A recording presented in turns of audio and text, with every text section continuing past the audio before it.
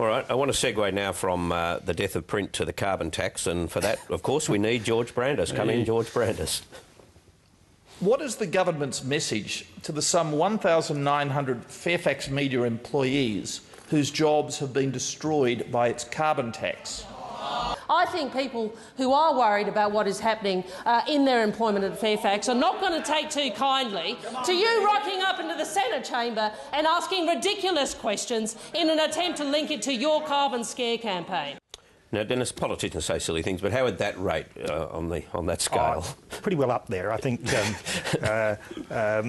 We were talking the other day about the Matt Price moment. I think that might sort of be a late entry for the year. But it shouldn't do him any harm, because, look, Tim Flannery said the dams in Brisbane, Melbourne and Sydney would never fill again. Tim Flannery. And this Tim guy Flannery is a politician. got promoted by the government as chairman of the Climate Commission. This guy is a politician. Doesn't it cheapen the currency if you make those sorts of statements when everybody knows? As an employee of Fairfax, who's received several internal briefings over the last few years about the challenges facing us, be it the decline of classified ads, or no one's actually mentioned the carbon tax. Well, it's all, I mean, it's pure hyperbole, but there's a lot of it around. That's all I say. He's not the only one. Yeah, well, I'd like to say that I work for News Limited, and we're apparently a carbon neutral company. So I'm not sure that we're contributing to any of this. Well, it was.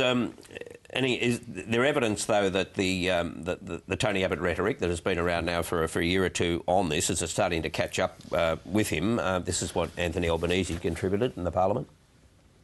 On the 27th of April last year, the Leader of the Opposition said this: Whyalla will be wiped off the map. He went on to say, Whyalla risks becoming a ghost town, an economic wasteland if this carbon tax goes ahead. It's like a scene from Mad Max.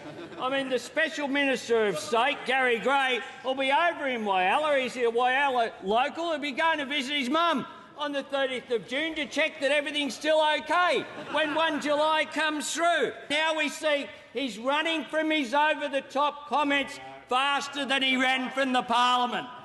Having said that, I think there's probably a lot of perceptions already fairly well embedded in people's minds about it. Yeah, look, Labor's last-ditch sort of plan, if you like, is to expose Abbott on July 1 onwards, because Abbott's gone out very strongly and probably overstated things, in some cases. That Whyalla claim, he was echoing the sentiments of Wayne Hanson, who was the State Secretary of the AWU, and who made a similar, he said Whyalla would be a ghost town, and Abbott went straight to Whyalla and leapt on these comments to reinforce them.